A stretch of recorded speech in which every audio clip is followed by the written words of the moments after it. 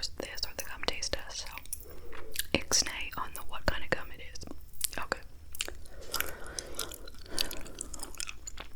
Alright, so the 90s had actually more good movies than I thought. Because when I was thinking, I was like, 90s, like what is from the 90s? Like, kind of everything even seemed like it was in the 80s or after 2000, but I think I had like the dates wrong on a lot of the movies that are actually from the 90s. So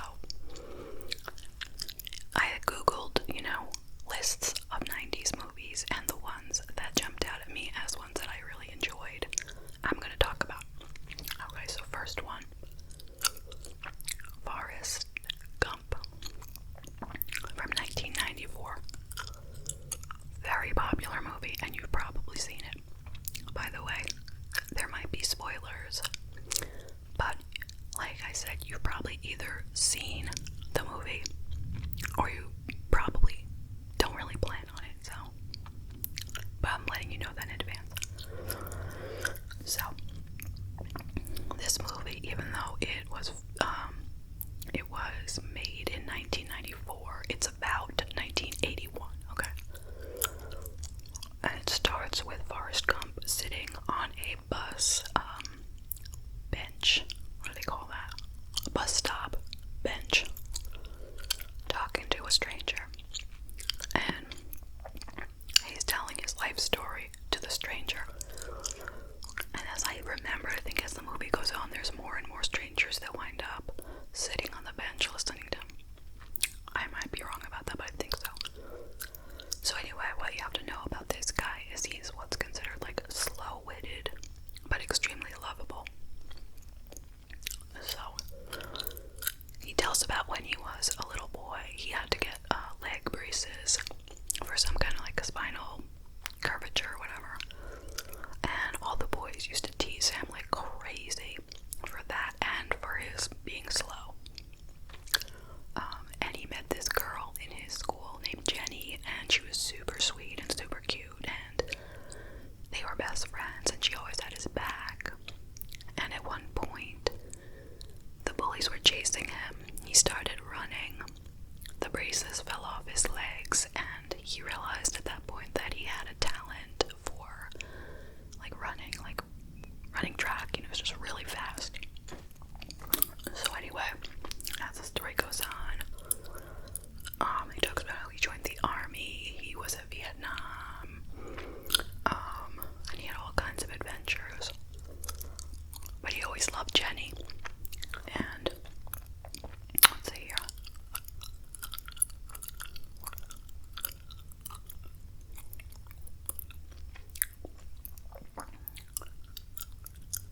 So at some point later into his adulthood, he runs back into Jenny again, and they spend a night together, and he proposes to her, but she takes off in the morning.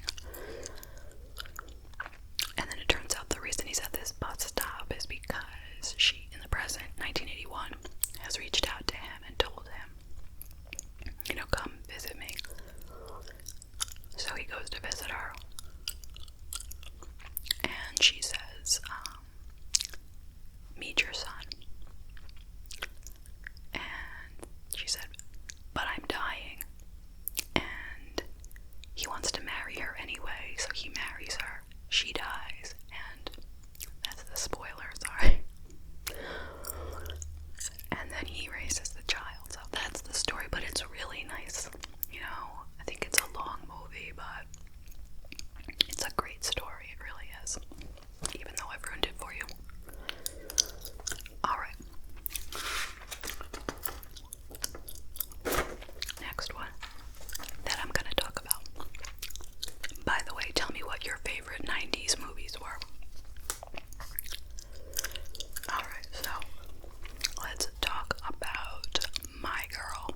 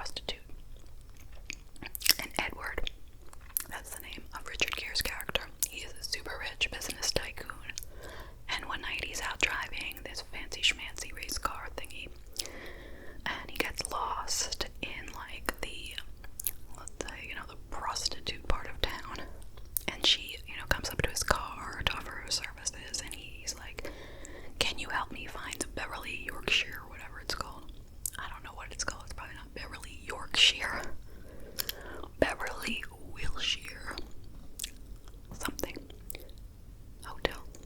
She's like, sure, so he hires her just to drive him there. And then once he gets there, he asks her if she will pretend to be his girlfriend for like a few days, and he'll pay her $3,000 plus he'll buy her a whole wardrobe from Rodeo Drive. And of course she accepts, and it's really interesting what happens. She goes out to Rodeo Drive and they take one look at her, what she's wearing in her prostitute clothes, and they won't even help her even though she has tons of money that he gave her. They're like, get out of here, you know. But like the concierge at the hotel helps her. He gives her like etiquette lessons, and he sets her up with someone to like help her with the shopping, like someone who worked at one of the fancy stores. So she gets all this really nice